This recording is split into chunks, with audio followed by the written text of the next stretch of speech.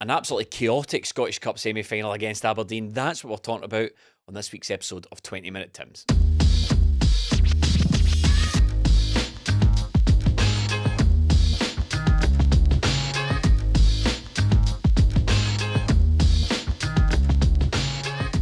Listen, before we get into the podcast for real, there are 6 games, that's all, 6 games left of this season. Next season is our 10th season covering Celtic for 20 Minute Tims. And we want you to support us on Patreon at any level you want. For the next 6 games, we're going to be there for the wrap-up of the season and the Scottish Cup final every step of the way. Give it a bash, and if you like it, hang about for our 10th year next season. Thank you so much. Patreon.com/20minutetims. The link is in every bio, every place you're listening and watching this, you can find it. Stephen. Oh, the drama. Goodness me. That had everything. Yeah. I mean, it literally, apart from a couple of sendings off, yeah, the cup semi-final had everything. There's so much to talk about, so much to unpack, as people are so fond of saying now. But mostly, Melly, I'm just glad we made it through. Well, I did have everything, but glad Celtic got through in the end. But the one good thing to come out of this is, apart from me still being alive, is Celtic are in the final, but most importantly, it gives us that timely reminder this league is by nowhere near done and dusted. That's a team that haven't made it into the top 6, that scored 3 goals against us. Celtic again conceded late goals. So I think it's that timely reminder that we cannot take the foot off the gas. In fact, we cannot put in performances like that again, or these bad halves that we have. An absolute classic of a semi-final, really. If you're watching as a neutral, which none of us are, unfortunately. How did you enjoy it if you are a neutral? Because we simply can't judge. But on the surface of things, on paper, that is an absolute. It's a barn burner. Barns were burned up and down the country watching that game. But what drama it was! Every time you thought Celtic were out there, were home and dry, something else would happen. Losing late goals twice. Aye. Losing, we really need to give it a bash. Lost a bye, rather. 2 very late goals and one extremely early goal as well. It had absolutely everything. And the early goal didn't trouble me so much, Melly, because you always think Celtic are going to get themselves back into the game. And when we watched the game back before we did the podcast, you're trying to analyse, like, when the goal goes in, immediately we're like, right, whose fault's that? You're all looking for bits and bobs or people to blame or things that went wrong in the build-up to it. But part of me just thinks that first goal, that was just a great pass, and we know Miovski's dangerous, just a good finish. He's good. He's a very good finisher, and I think he's got that in his locker. And I think when you look at it, you're always thinking, right, did Cameron Carter-Vickers get caught in behind? But I think it's a great ball and a good run for him to run on. That's not me just shielding Cameron Carter-Vickers from the blame there, but I think Aberdeen got off to a decent start there. But after that, they probably could have pushed on a wee bit. I never ever felt that they were going to go 2-0 up. It never felt that. It just felt like a matter of time before Celtic get back into the game, and then into the second half, Celtic got a wee bit better. But there's still, I remember the first half, and even when Celtic get the goal back, it's from an Aberdeen mistake. We weren't creating clear-cut chances, and we were poor out wide, and then in the midfield, Free couldn't really get a hold of the ball, and Real Hattati seemed to be having one of those games where he's not got the influence on it. But Celtic got themselves back into it, got themselves ahead, and you think, right, that should be it, press on now. But I just didn't fall that way. An Aberdeen mistake, yes, granted. But what I would say is that it's a forced error, isn't it? It's Kyogo doing what he does. It's Kyogo doing what his job is up there. It's to put the defence under pressure. I know it's only 2, but it doesn't seem like a coincidence to me that we've got 2 goals out of that. Not directly, but obviously the Tavernier thing from a couple of weeks ago, that was Dyson forcing him into an error. Yeah. That went directly in the net. This time it didn't. Kyogo kind of wasted the chance a wee bit and couldn't follow it up. But it is something that Celtic are getting. It's from forcing the other team. There's no dispute about that for me. I mean, that is a clear Celtic tactic to put the defence under pressure using the forwards and for that exact reason. Yeah, and that was fairly clear. Yeah, the guy dithered on the ball, but that's because Kyogo just doesn't give you a second's piece out there, and he probably felt comfortable until Kyogo just sort of toes the ball off away from his feet, and all of a sudden he's fallen over. So yeah, it was definitely a mistake, a let off for Celtic to get back into the game. Not immediately. I think there was maybe about 17 or 18 minutes in between the goals there, but it was good to get back on level terms before it got too far away, because you know Celtic are like in different halves, and we had 3 of them. We had 3 halves in that game. Yeah. Four halves. I was about to say 3 halves in that game. I counted extra time as 1 half there. Yeah. It is a theme that's been plaguing Celtic all season though, Melly, isn't it? Losing these late goals. Chargers have been a 45-minute team, and we saw it in Europe, we saw it against Rangers, we saw it there. We've seen it plenty of times this season as well. We just sort of seem to think the game's won. We switch off. We start to look very leggy as well, I think. Yeah, it's one thing that I probably be very disappointed in Celtic this season. I think when Brendan Rodgers was here at first, Celtic managed games very well, didn't they? They seen them out, but in this game, again, we didn't really see it out properly, conceding a goal late on. And I think if you tot it up, if we take conceding goals after 88 minutes, Celtic have dropped 7 points this season from that, and they've went to extra time in a semi-final and then went on to penalties with That's it. after So 88 minutes. yeah, Jeez. the Kilmarnock one was the one they lost 2-1 at Rugby Park. I think that was 87-88, but the rest of the games they've dropped 2 points in by winning games and then letting in late goals. So Celtic could be pretty much home and hosed in the league if they could see out games, but there was a moment in the match in the second half that probably summed that up for me. Was Tomoki Iwata came on and made this run into the Aberdeen box, and immediately after it, Brendan Rodgers was screaming over to him, doing his mad whistles, and Greg Taylor, I think it was, behind him had to point to him and point to the dugout. Brendan Rodgers was just pointing over, like stay, Yeah. like try to tell him just to stay in the middle so he didn't move from it. And I think Celtic have had a lot of that this season. Guys coming on the pitch, been told to do a job and simply not doing it. Mikey Johnston springs to mind with Burnaby. Burnaby, Yeah. guys coming on and just causing absolute anarchy for Celtic. I think it's something that we need to get better at, and I don't know if is it simply getting better players, because a lot of the time this season, us bringing on substitutes has severely weakened the team. And if Iwata's going on and being told to do something specifically and not doing it, the manager's just told him, as soon as he breaks away, the manager's telling him it again, sit in there and just be that position for Celtic. So I think that's something Celtic will need to look at in the summer, whether it's getting these squad players out that aren't going to be able to do the job, because losing that amount of goals, it's really unacceptable for a Celtic team. A lot of those games are at Celtic Park and we've dropped points in. Simple games, Motherwell, Kilmarnock, late goals that have cost us. Celtic can score them because they keep going to the end, but to concede that many this season isn't acceptable. I mean, that's the other side of the coin, isn't it, Stephen? You know, listeners and watchers might be saying, we're conceding all these late goals, but at the same time, we're never truly beaten. Celtic never look beaten in any of these games, apart from the ones they lost. I was actually apart from all the points we've just mentioned that we've dropped in, what I would fight back against is the idea that Celtic get into a certain lead and then think the game's won and they lose from there. That is a pattern and that has happened a number of times, but it's so strange, it's so unpredictable that sometimes Celtic are better in the second half. That's happened a lot of times this season as well. We've been terrible in the first half and came out and played better in the second half. Remember, there was the game a good while ago now, but Brendan Rodgers said it was the angriest they'd ever been in his managerial career against St Johnstone. That was a first half performance. That wasn't playing really well in the first half and then letting it all fall apart in the second half. That was before the Hearts game though, wasn't it? Was it Must have been. Yeah, it was before it. Yeah, before it, yeah. So, I wonder how angry he was at the Hearts. Yes. Remember a couple of weeks ago I said that was the angriest I've ever been? Yeah. Well, today, now is angrier. So, yeah, St John's, it wasn't a high water mark for long, was it, of his anger? But yeah, seen me in there.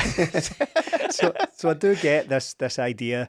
It has followed Celtic around a lot this season, and we've acknowledged it as well, that they can't really keep up a 90-minute performance. Now, what that means, I'm not really sure. Is it possible to play well for 90 whole minutes without any mistakes being in there? Maybe not, but I do get what people are driving at with that. What I would say, though, is that all it points to for me is that this Celtic team is fundamentally flawed in a lot of ways, and that's why we're in the position we are in the league. For me, it is personnel as well, though, because yeah. If you look at, say, for instance, the Rangers game, Yang, he comes in and he causes fucking anarchy, as he calls it. And this game, Palmer comes on, gives the ball away, and then that led to the second Aberdeen goal. But you're trying to look and go, okay, so what causes Celtic's downfall here? And a lot of the times it's just moments of quality in the other team and Liam Scales. Because, I mean, you don't want it, I say this almost every week, you don't want to hammer the guy, right? Liam Scales is all the players ever going to be for Celtic. You've got a pretty good idea of what he's going to offer. That wasn't a classic, or it'll probably be a game that Liam Scales wants to forget. But at the same time, the 2 crosses from Junior Hoylett were brilliant. They were. I have to admit that watching it back, I did think Celtic have possibly just been undone by 2 absolutely brilliant crosses there. They are both into Liam Scales' area, and I don't think he covers himself in glory. But would I point to them as defensive howlers? Probably not, to be honest. He could have been maybe positionally better. It has been a recurring theme this season where Celtic defenders, excluding Cameron Carter-Vickers, of course, we don't really know what to do if the ball is kind of played in behind. That seems to happen quite a lot. And with that, those 2 crosses, one outswinging, one in-swinging. So he had one with his left foot and one with his right foot that swung in the way. Both of them went in between the defensive line, I'll get to that in a second, and the goalkeeper. And I don't think anyone really knew how to deal with it. Yes, they were both over Liam Scales' head, and he probably could have done better. His awareness isn't great, but I wouldn't point to them both and say that's an absolute defensive clanger. I think that's maybe just excessive. But I do apply the tax here that I have said, been fairly vocal about Liam Scales' limitations, but he's the best we've got currently, to be honest. I don't really see any cause to be playing Nawrocki now. I've just not seen enough from him. No, you can't possibly. I mean, I think I might have said this recently on another podcast or even on the flagship. It's borderline ridiculous now to just suggest that Nawrocki should start games ahead of Liam Scales. Okay, he starts one and then Liam Scales is back in. That shouldn't really surprise you now because Scales has been Brendan Rodgers' boy since he walked in the door, and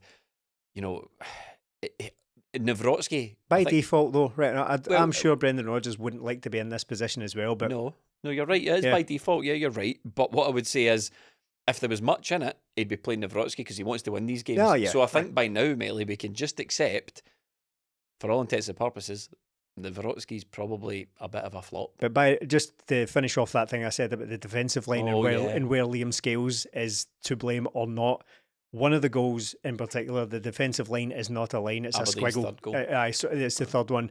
Liam Scales is playing everyone onside by a considerable margin, and that's where I was going with the positional thing. He doesn't often know where he's supposed to be, and the defensive line just wasn't there. It was like a zigzag basically across the 6-yard box, and that's what let in. I can't remember who it was. It's Sockler at the back post who scored that header. So it's a mixed bag from Liam Scales' performance. I thought I don't directly blame him as if he's like scored OGs or passed some or did with the Aberdeen defender what we've just spoken about there. He didn't do that, but I just don't think positionally he's very aware.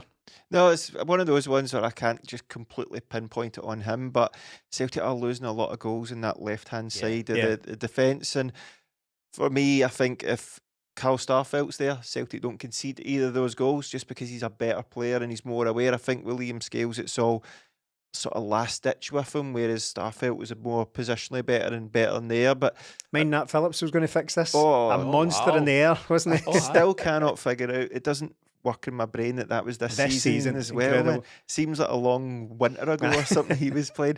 And I think the Liam Scales, it wasn't even the 2 late goals that were conceded. It was on the ball. Like the crowd are just pretty much done with him. You can feel it when you're in the stadium, and when he does one of those. There was one where he walks out with it and then just pass straight to the Aberdeen player. Surely this must be manager stuff. This must be tactical stuff.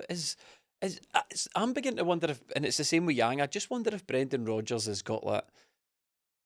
He's like, the more I believe in this guy, the better he's going to be. If I show him I've got 100% trust and faith in him, he'll come good. Or I've got no choice but to have 100% trust and faith in him. Because, sometimes when you make a bad pass when you're playing football yourself, sometimes the best thing to do is just have your teammate give you the ball again, then you can go make that bad pass. And it seems like Brendan Rodgers has been running that exact experiment with Liam Scales all season. Just get back on the horse, just give him the ball again. Because that's what I'm seeing from it. It's not... The partners of play always seem to involve Liam Scales. For huge parts of this season, Liam Scales has been the main ball-playing defender, and you think to yourself, well, at this stage, the manager's asking for him to happen, and it's kind of, we'll get to Yang in a minute, but I feel it's the same with Yang when he's starting games now. The manager's trying to believe that the kid can do it, just go out there and go, no, you failed that time, it's fine, you won't keep failing.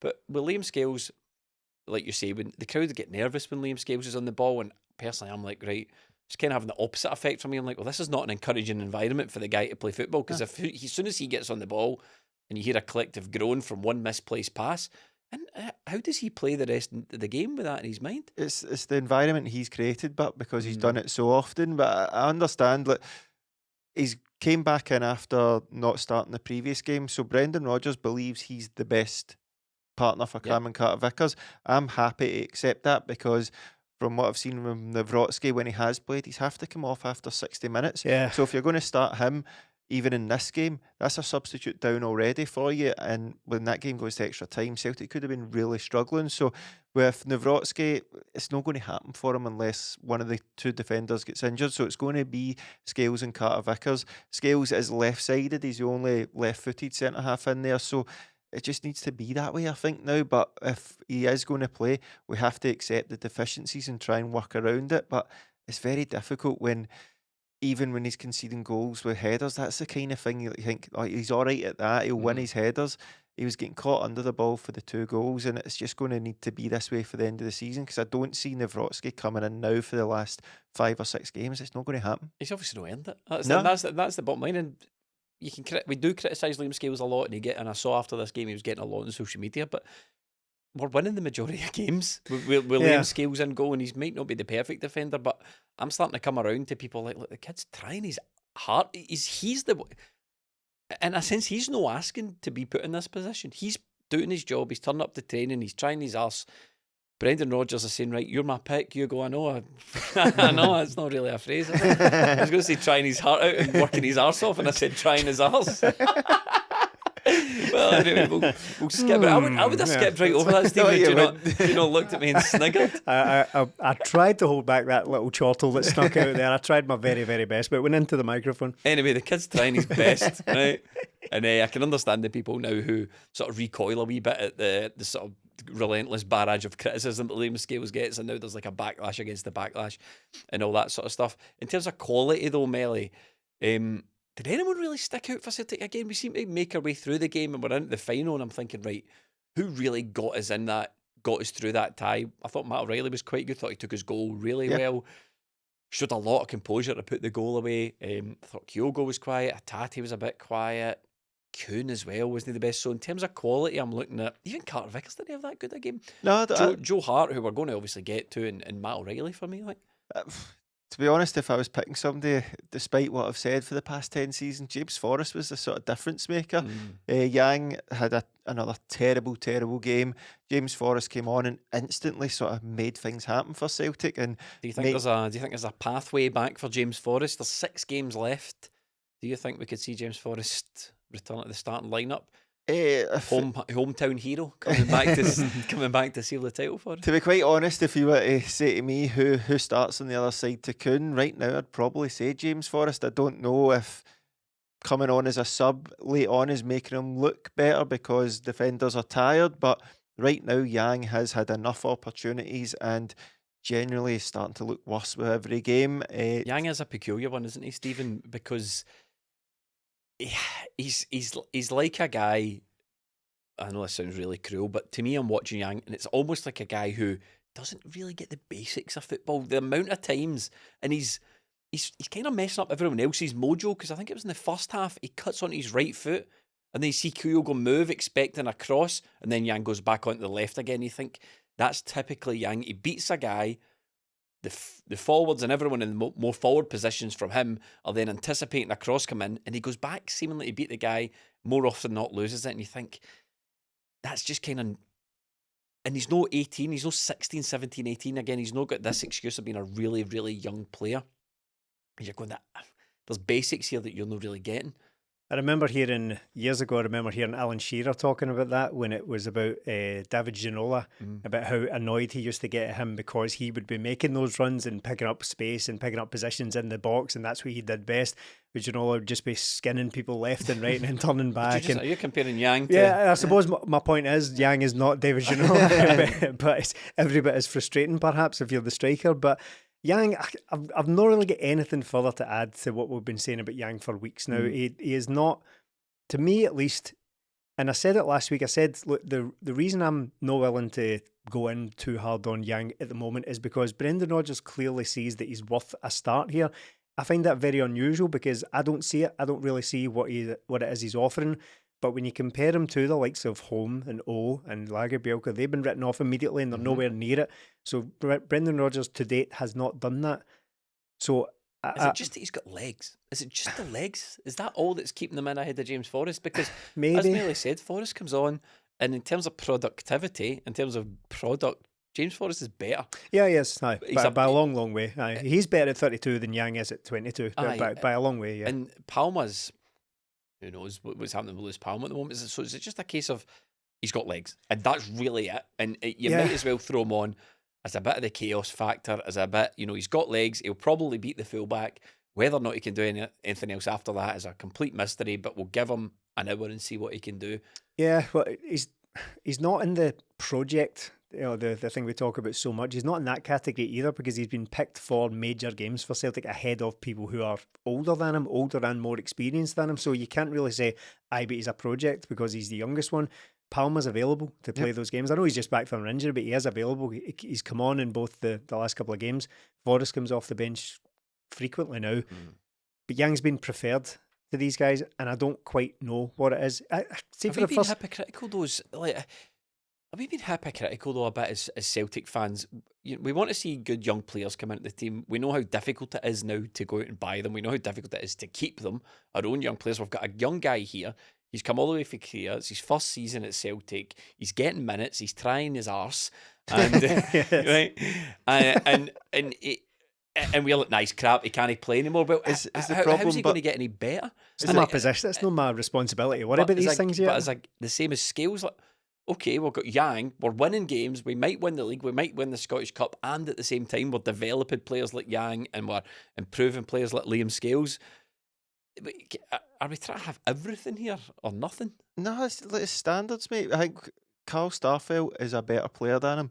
Moritz Jens is a better player than him. Why should we settle? This is doing nothing for your personal Liam Scales vendetta that people think you've got in the YouTube comments. I was talking about Yang. I know, but I'm going to go on to Yang as well. And it's the same with Yang, with Jota or better wingers we've had. Why do we just all of a sudden go from a treble winning team with good players, don't bring in adequate replacements, and go, oh, do you know what? Maybe this is... Is that a different argument? No, is that a different argument? You've got Yang and he's here now.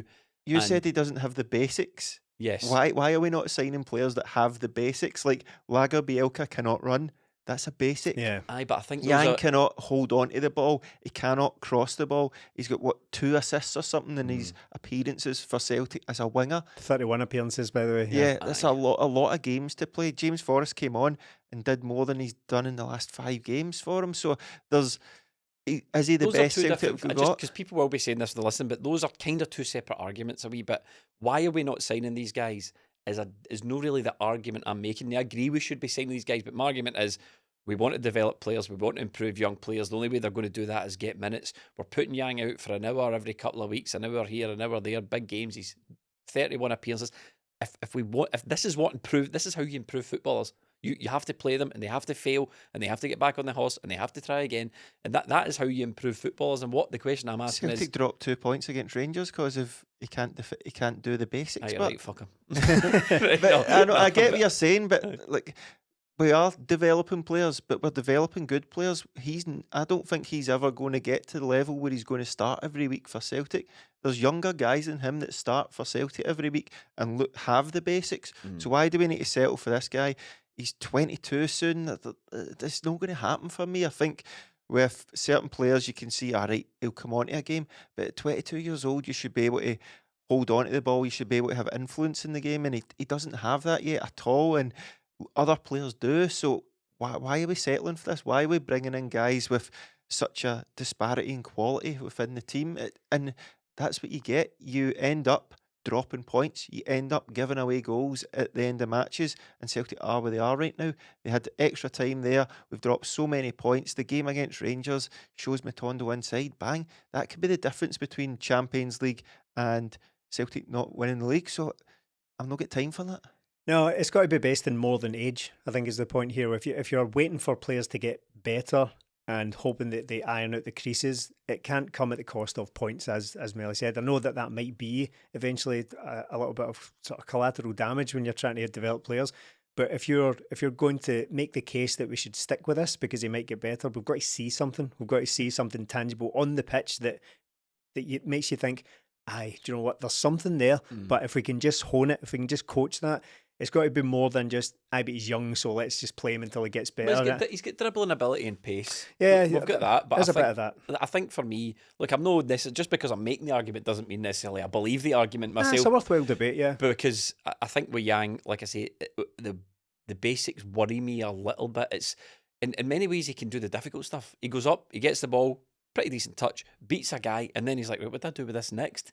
And you think to yourself, well, look at old Uncle Jamesy there. He can barely beat a guy. He just makes a wee half yard of space for himself and dinks a wee cross into the back post. You think, to me, I'm watching James Forrest, I'm going, that is the simplest, that is basically essence of wing play. Yeah. James Forrest makes a lot of unselfish runs, or when he gets the ball, they do a wee 1-2 and a wee hung up cross to the back. So we've seen that those crosses. We've seen that James Forrest cross a million times. It's essence of wing play. Can you not stick them two together for an afternoon, make them car share, get obviously interpreter in the middle because James Forrest can't speak English, and and he can teach them all day how to hang up crosses. I do agree with what you're saying. It's not just a Yang experiment for the sake of it, but that to me the worry is that he does lack the basics a wee bit. Yeah, and versus that, if we're talking about James Forrest here as well, I think this is maybe why we're seeing so little of James Forrest, because I think there's two different schools of thought here. There's one that would suggest he's playing really well when he comes on, so let's start him in games. Brendan Rodgers says he's the best winger at the club, so why wouldn't you start him? There's also the case that, look, he looks brilliant when he comes on and makes an impact in almost all of these games. Keep doing that. Yeah. There's no reason to break that up if that's what's going. Because if we look at James Forrest and we look at all the clues that we've been given, he comes on and makes these really quite impressive impacts in recent games. He was out of the squad for weeks. Remember that? He just appeared out of nowhere and he wasn't even in squads, kind of round about just after Christmas and all that. If we look at the clues we've been given, James Forrest, what Brendan Rodgers has told us that it's about an intensity thing. He can't really do that at his age, and it's maybe less about age and more just the sort of mileage. He's sort of, injuries in his younger career that have maybe just sort of caught up with him. So he lacks the intensity to play in these games from the start regularly. And then when we come on, as you've just described there, Jamie, the very essence of wing play. So we're seeing the distilled down version of James Forrest. If you take away the responsibility of him playing from the start in every game and you just give him these runouts, what you see is pure James Forrest. When he's going on there for cameos here and there, we see crossing, we see retention of the ball, which I think we could have done with at Ibrox. Again, hindsight and all that, we had that argument at the time as to whether he would have been a better bet than Yang. He uses the ball a lot better. He's a lot more intelligent than your average winger when it comes to his football IQ. So what we're seeing now is the distilled down version of a 32-year-old James Forrest who can come on and make significant impact. So I don't know if I'm really inclined to change that for now. What makes me think there is a case to be starting him is that purely that the wingers ahead of him are just no delivering just now. Apart from Kuhn, Palmer carries a bit of a goal threat, but it's been a while now. I don't think he's really been... He put up a bit of a cryptic Instagram post. Oh, really? Palmer just sort of saying something along the lines of, I'm not playing my best football just now for a number of reasons, but I appreciate your support and all that sort of stuff. Right, okay. So I don't know if there's maybe... But footballers do have a tendency to do that when they go through a bit of a shit patch, don't they? They get a bit crybaby about it, you know? Yeah, less Instagram, more training is what I say.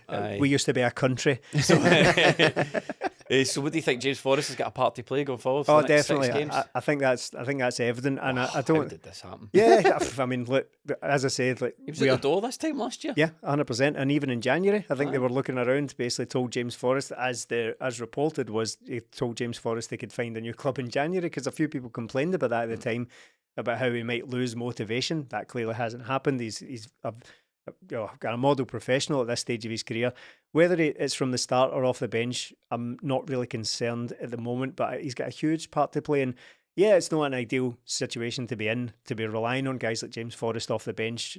As I said, the kind of distilled down version of James Forrest.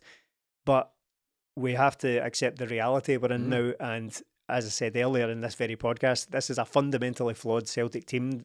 What the Aberdeen game showed me and everyone else, I assume, was that we are a long way away from being able to count on either of these trophies being won just now. Yeah, that's my main takeaway for the game. The weaknesses were laid bare there.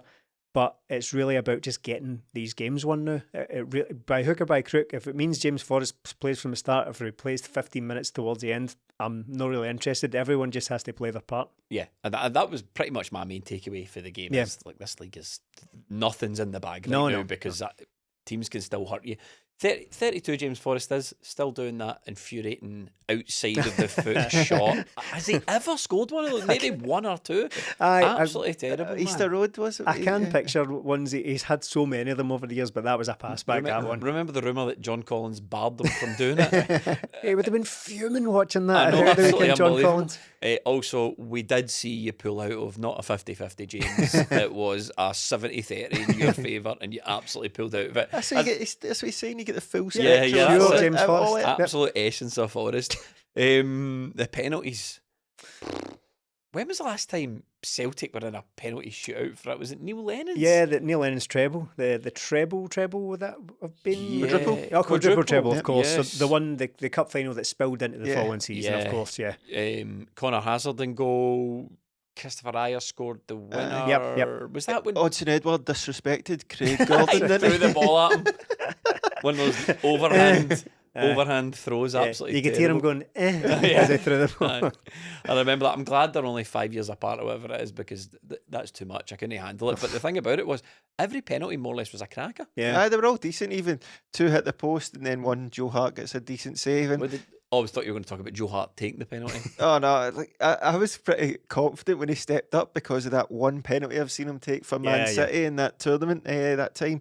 But when he stepped, because it was weird, he had the chance, and you're going, hey, nobody's walking forward from the halfway line, so that wee bit of confusion. Then you just see Joe lining up like, oh man, you've got the chance to be the hero. That the fact that he's taking the fifth penalty, you're looking at everybody else going, you shite bags. He's letting a goalkeeper take it. But Celtic did finish. That's what I thought. Yeah, So Celtic finished the game with Joe Hart, 5 defenders, Tomoki Iwata on the pitch. Like, we could struggle here at penalties, but fair play for Joe and everybody for stepping up. By the way, it's no easy thing. And for the guys that stepped up and for Celtic struggling with penalties so much this season, it was only the goalkeeper that missed. I know. When Joe Hart says no, I'll take it again. I would, and I thought, do you know what?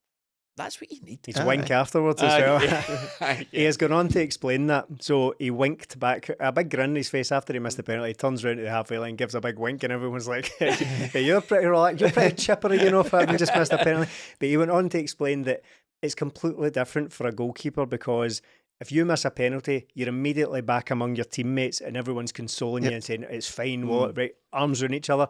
Goalkeeper can't do that because he's up now. He has to go about in goal. So he was basically just turning around to the team and was like, I'm fine. It just looked a bit swaggering for a guy who just rattled a penalty off it. Goalkeepers taking penalties, it just doesn't look right at all, does it? I remember, in fairness, his penalty was much better than this, but remember David De Gea took the decisive penalty in the Europa League final a couple of years ago, and it was terrible. The worst penalty you ever see. This only hit the post, but just the look of it, it looks like, you know that meme of Big Bird walking behind Darth Vader on the Death Star? There's like whatever Imperial troops, and then there's Big Bird standing behind Darth Vader. It looks a bit like that. I don't know that meme. No, I'll just leave that one hanging. I don't know. That's that. a famous one. Is it? Pardon me there. You don't know your memes. I thought you were a meme lord, Jamie. Obviously not. It was a bit of a shonker of a penalty. His technique was a bit all over the place. Dragged it. He did drag it. Boric is the only other goalkeeper, Melly, I can remember taking a penalty. Certainly for Celtic in any circumstances. Yeah, I think so. He wrapped his into the top corner, but And then when are we doing that? Jazz hands. Right. even then you're like, did you really mean that sometimes? But as an absolute peach, and Joe Hart stepped up, but you kind of got the feeling that because of the enormity of everything, that it was going to be Joe Hart's time to shine, the chance to extend his career by a game, by getting to a Scottish Cup final, the fact that he stepped up to take the winning penalty, then you're like, oh, he's missed it, and then he still turns out to be the hero by saving the penalty. So it just felt like it was destined to be Joe Hart's thing, and fair play to him, man, because listening to the guy, he just loves it, and I think you need guys like that to step up, even though he missed the penalty. It's like, fine, I'll do it all over again. We were at the Joe Hart, an evening with Joe Hart yesterday at Celtic Park. We went up to watch that, and he was just like, he's just a class act. It's such an honour to have a guy like Joe Hart at your football club, because it's kind of what football's all about. Do you know what I mean? He gets it. He came up here and he's treated the fans with absolutely nothing but respect he's given us. He's treated the club with the utmost respect. Every time the guy's opened his mouth to speak about anything, he's been an absolute professional. He's totally like every single box as a fan you can tick that a player should bring to the club, including quality, including leadership. He's just brought it all. Yep. The guy's been absolutely brilliant for us, and he wasn't fancied when he first arrived. And again, he had to prove himself to the Celtic fans, which is fair enough. That's part of what happens when you come to a club like this. But he didn't do it in any sort of grumbling way. He just went, okay, I'll just get on my job and we'll see. And I thought at the end of that thing last night when we were sitting in that crowd, I actually felt happy and sad for Joe Hart, because it was a room with only 500 people in it, and I thought, I'm glad Joe Hart's career's got to the point now, because it probably didn't look like this for a while, where he can sit in front of a room of supporters who appreciate everything he's done in the game and everything he's done for their club, because he never got that at Man City, and he never even got his testimonial, and he was pissed about at Spurs, and it just wasn't right. But at the same time, I was a bit sad, because I thought, this is only 500 people at Celtic Park. This guy, when they're playing the videos of England and Man City and him on the pitch for the Aguero thing, I thought, this guy's absolutely done it all, man. And some of the names and coming up the screen, Micah Richards and Tim Flowers and Alex McLeish. A bit of a strange one. But I just thought, he deserves much, much more than this. But it's nice to... Well, hopefully he'll get that. Hopefully he'll get that in front of stadiums when You ruined the joke, Stephen. I was going to say we get to give him his Tim Flowers. It doesn't matter. Hopefully we do get a chance to thank him in person in a stadium setting when he's being very successful and walking round the pitch, having won something. But yeah, the event itself, thoroughly enjoyable, and to anyone who wasn't able to make it, they've filmed it and they're going to put it on Celtic TV at the end of the season. £900 it is. Yeah, it is payable to us. Can we just get a banner on here? No, it was really enjoyable, and some of the words you've just used there to describe him, apt, along the lines of like leadership and class act and all that. These are all very fitting, but also those are just football words that you sometimes hear about players. And actually seeing him talking about, and other people talking about him, and this is why he is so respected, this is why he's such a big deal, this is why he's had the career he's had. It was really eye-opening, and I said at the time when he announced his retirement a couple of months ago now probably, that it was really interesting to see social media at the time, because everyone reacted to it. All the sort of English-based podcasts were reacting to it, and there was like UEFA account were posting compilations of this incredible game he'd had against Barcelona in the Champions League, all the saves and all that.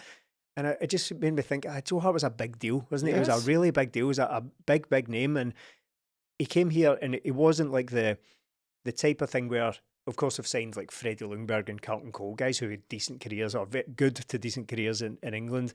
But that was just a case of, here, Lenny, do you want Freddie Ljungberg? Aye, why not? I'll just take him. Here, Ronnie Dylan, do you want Carlton Cole? Well, I'm not getting anybody else. I'll take Carlton Cole.